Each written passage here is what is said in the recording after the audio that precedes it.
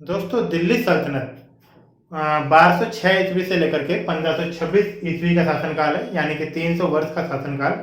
इसमें अभी तक हम लोगों ने देखा गुलाम वंश, खिलजी वंश, तुगलक वंश। आज हम बात करेंगे सैयद वंश, ये उसका चौथा शासनकाल है। और साथ में ही आज हम लोधी वंश भी खत्म कर देंगे। ये दोनों छोटे छोटे हैं।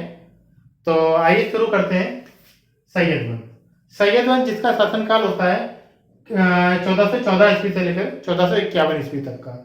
ठीक है, तो देखिए इसका संस्थापक कौन था, इसमें हम देखेंगे। ठीक है, तो सबसे पहले देखते हैं इसका संस्थापक कौन था। इसका संस्थापक था खिज्र खां। अब ये खिज्र खां कौन था, तो खिज्र खां के बारे में जान लेते हैं। खिज्र खां तैमूर लंग का सेनापति था। कौन था? तैमूर लंग का सेनापति। तैमूर ने भारत से लौटते समय खिज्र खां को लाहौर, मुल्तान और दीपालपुर का सूबेदार नियुक्त किया था। क्या किया था? सूबेदार नियुक्त किया था। ठीक है, आप क्या करता है दिल्ली सल्तनत के बाद कैसे आती है, तो वो देखते हैं। दौलत खां को पराजित करके दिल्ली का स्वतंत्र शासक बना। किसे पराजित किया? दौलत खां को। ठीक है, इसके आगे क्या होता है देखिए। लेकिन क्या है कि इसने कभी भी अपने आप को सुल्तान नहीं कहा, ना ही सुल्तान की उपाधि ली। ऐसा क्यों किया वो भी देखते हैं। यह स्वयं को पैगंबर मोहम्मद का वंशज मानता था। ठीक है, एक ये भी इंपॉर्टेंट बात है कि यह स्वयं को पैगंबर मोहम्मद का वंशज मानता था। इसने सुल्तान की उपाधि ग्रहण नहीं की और ना ही अपने नाम के कोई सिक्के जारी किए। ऐसा इसने क्यों किया वो भी बताते हैं। स्वयं को तैमूर का राज्यपाल मानता था। क्या मानता था ये? राज्यपाल। इस कारण इसने खुद को ना ही सुल्तान कहलाया और ना ही अपने नाम के कोई सिक्के जारी कराए। ठीक है, तो ऐसा राज्यपाल या ऐसा सूबेदार जितना ईमानदार दिल्ली सल्तनत में बहुत ही कम थे। ठीक है, बाकी तो क्या थे, कोई अपने चाचा को मार रहा है, कोई किसी को मार रहा है, कोई किसी को मार के शासन हथियाने में ही लगा था। लेकिन इसे मिलने के बाद भी इसने खुद को सुल्तान नहीं कहलाया, तो ये अच्छी बात है। इसने कौन सी उपाधि धारण करी थी? इसने क्या किया था? इसने रैयत आला, रैयत आला नामक उपाधि धारण करी। ठीक है, नियमित रूप से तैमूर के पुत्र शाहरुख को कर भेजता था।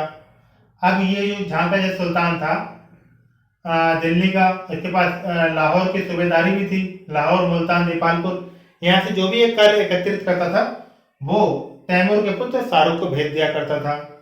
मतलब अपना पूरा कर्तव्य निर्वहन कर रहा था। ठीक है, और फिर इसकी मृत्यु कब होती है? 20 मई 1421 को। 20 मई 1421 को खिज्र खां की मृत्यु हो जाती है। खिज्र खां का शासनकाल यहीं से खत्म हो जाता है। इसके बाद इसका बेटा आता है मुबारक शाह। मुबारक शाह का शासनकाल कब से शुरू होता है? 1421 से लेकर के 1434 तक का। ठीक है, तो देखते हैं मुबारक खां क्या करता है। मुबारक खां कौन था? खिज्र खां का पुत्र। इसने सुल्तान की उपाधि धारण करी। इसने खुद को सुल्तान कहलाया, क्योंकि ये तो वैसे भी किसी का सूबेदार तो था ही नहीं, ना ही किसी के अधीन शासन करता था। अब ये अपने पिता को खुद सुल्तान मानता था, भले ही पिता ने सुल्तान की उपाधि ना धारण की हो, लेकिन ये मानता था, इसलिए इसने खुद उपाधि सुल्तान की उपाधि धारण कर ली। ठीक है, और साथ में इसने एक और उपाधि धारण कर दी, शाह नामक, इसलिए इसके नाम के साथ मुबारक शाह भी लगा हुआ। ठीक, तो आगे देखते हैं। इसने दरबार, अच्छा हाँ, इसके दरबार का एक इतिहासकार था, नाम था अहमद सरहिंदी। अहमद सरहिंदी ने क्या किया? एक किताब लिखी, तारीख मुबारक शाही। तारीख मुबारक शाही किस पे लिखी थी? इसके जीवनी पर थी। किसके? मुबारक शाह की जीवनी पर। ठीक है, इसके बाद क्या किया मुबारक शाह ने? मुबारक शाह ने एक नगर की स्थापना की। कौन से नगर की? मुबारकाबाद की। और क्या किया? भटिंडा और दोआब में विद्रोह हुआ, तो उसे भी इसने सफलतापूर्वक दबा दिया। मगर मुबारक शाह की मृत्यु कैसे हुई? मुबारक शाह की मृत्यु इसके वजीर द्वारा करवा दी गई। वजीर द्वारा 434 ईस्वी में मृत्यु करवा दी गई। 434 ईस्वी में मुबारक शाह का शासनकाल खत्म हो गया। इसके बाद आते हैं मोहम्मद शाह। मोहम्मद शाह का शासनकाल 1434 से लेकर के 1443 ईस्वी तक का था। आप देखिए मुबारक शाह क्या करता है। मुबारक शाह था कौन, पहले ये देख लेते हैं। मुबारक शाह कौन था? मुबारक शाह मोहम्मद शाह का भतीजा था। ठीक है, अगला सुल्तान बना वो, मगर इसका वास्तविक नाम क्या था, यानी कि राज्याभिषेक कराने से पहले इसका क्या नाम था, मोहम्मद बिन फरीद खान। मोहम्मद बिन फरीद खान। 1440 ईस्वी में मालवा का शासक कौन था, महमूद शाह खिलजी ने दिल्ली पर आक्रमण किया। 3 दिन भीषण युद्ध हुआ, दोनों ने मगर फिर आखिर में क्या होता, दोनों ने संधि कर ली और संधि होगी। इसके बाद क्या हुआ, महमूद शाह खिलजी वापस मालवा चला गया। ठीक है, अब आगे हम देखते हैं। इसके बाद जो अगला शासक आया सैयद वंश का, वो है अलाउद्दीन आलम शाह।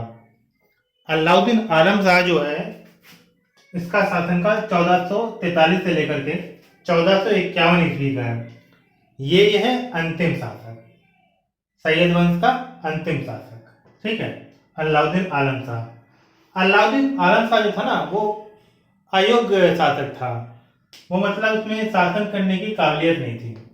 देखिए, इसका एक वजीर था हामिद खान। तो इसके मतभेद हो जाते हैं हामिद खान से। अब ये क्या करता है कि मतभेद में दिल्ली छोड़ करके बदायूं चला जाता है। अभी बदायूं चला जाता है, वहां उसकी मृत्यु हो जाती है। इसकी मृत्यु कैसे होती है, जो हमीद खान था वो बहलोल लोधी से मिल जाता है। बहलोल लोधी से मिल करके इसकी मृत्यु करवा देता है। तो इस कारण जो इसका वजीर था हमीद खान, वो गद्दी बहलोल लोधी को दे देता है और यहीं से लोधी वंश की स्थापना होती है। ठीक है, तो लोधी वंश का जो संस्थापक है वो है बहलोल लोधी। बहलोल लोधी दिल्ली सल्तनतों में जितने भी सुल्तान थे, उनमें सबसे ज्यादा समय तक शासन करने वाला शासक था। ठीक, ऐसा ऐसा इसलिए था क्योंकि इसके शासन करने के जो तरीके थे वो बहुत अलग थे। ये किसी सिंहासन पर नहीं बैठता था, किसी ऊंचे सिंहासन पर नहीं बैठा, बल्कि एक कालीन बिछाता था, उस पर बैठता था और अपनी तरफ चारों तरफ अपने वजीर और सलाहकारों को बैठाता था। ठीक है, तो इस कारण इसका सम्मान बना रहा।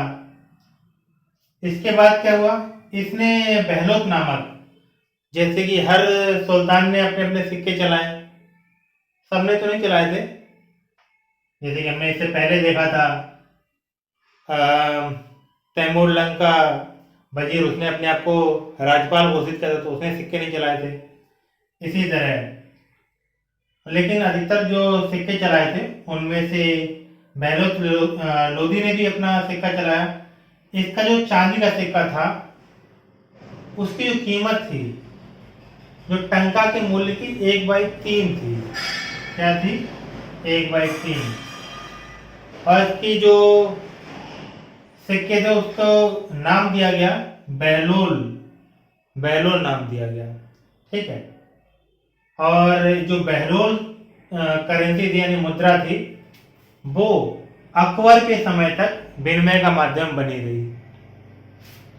बहलोल लोधी जौनपुर का शासक था हुसैना शाह, हुसैन शाह सरकी, उसे पराजित किया और उसे यानी कि जौनपुर को भी दिल्ली में मिला लिया। इसके अलावा बहलोल लोधी के बारे में ऐसा कुछ है नहीं जो एग्जाम में पूछा जाता हो। बस यही पूछा जाता है कि मतलब इसके संस्थापक कौन था। संस्थापक बहलोल लोधी था। कैसे बना, तो इसने जो अलाउद्दीन आलम शाह था उसे मारा था, उसके बदले से गद्दी मिली थी। इसके बाद इसने एक अपनी मुद्रा चलाई बहलोल नामक, जिसकी टंका के मूल्य का 1/3 थी, और यह अकबर के शासनकाल तक विनिमय बनी रही। ठीक है, और जौनपुर को इसने अपने शासन में मिला लिया। बस इतना ही है जो एग्जाम के लिए इंपॉर्टेंट है, इसके अलावा इसमें कुछ नहीं है।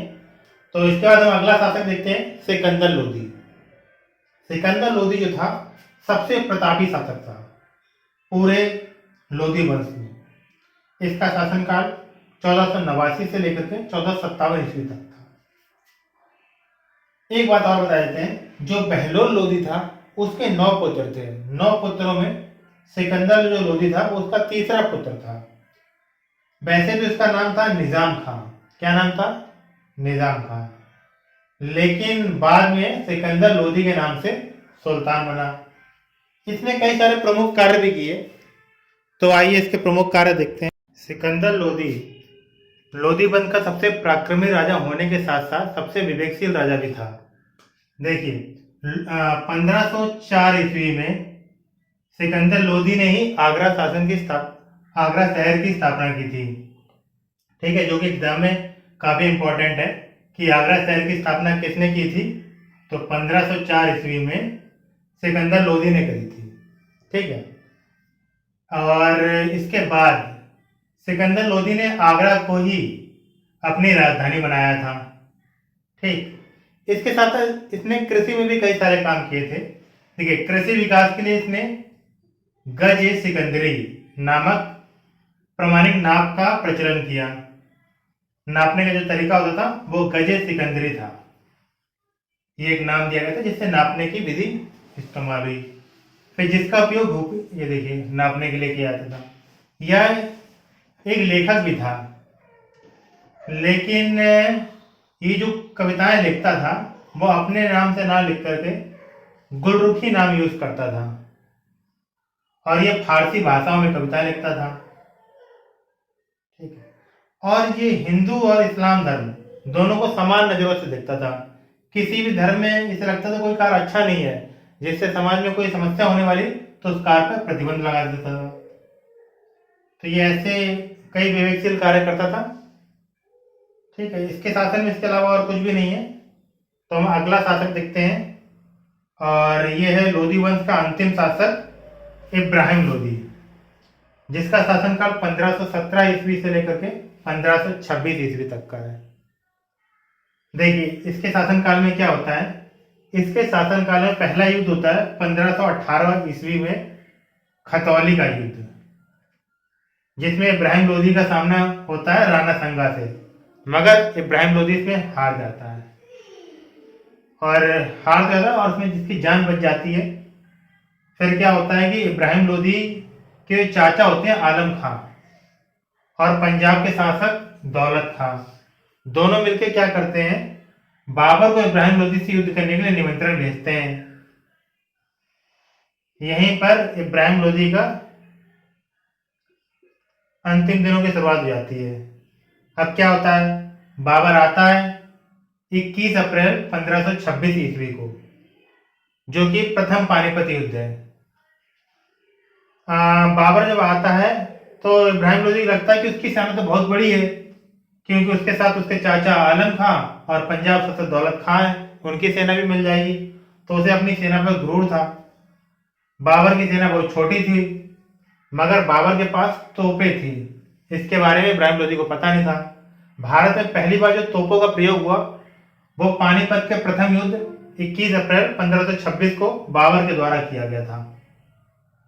बाबर के पास दो प्रमुख तोपची थे जो कि एग्जाम में कभी कभी पूछे जाते हैं, तो उनके नाम है अली और मुस्तफा।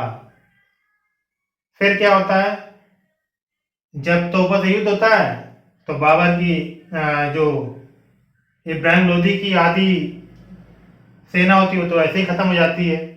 बची हुई सेना को तुगलमा पद्धति से मारता है। अब ये तुगलमा पद्धति क्या होती है, तुगलमा पद्धति में क्या होता है कि जो सेना होती है वो दो तरफ से आक्रमण करती है, आगे से भी पीछे से भी। एक सेना बगल से बिल्कुल जाती है और तीर चलाती है, ऊपर से नीचे तीरें मारती है, तो उसमें सेना को, विपक्षी सेना को ये नहीं पता चलता तीर कहाँ से आ रही है। तो इस कारण इब्राहिम लोदी ये युद्ध भी हार जाता है। ये दिल्ली सल्तनत का इब्राहिम लोदी ऐसा पहला शासक था जो युद्ध करते हुए मरा था। इससे पहले जितने भी शासक मरे थे या तो वो किसी षड्यंत्र में मारे गए थे या फिर उनके ही रिश्तेदारों ने से मार दिया था, मगर दिल्ली सल्तनत का आखिरी और पहला शासक था जो कि युद्ध में मारा गया।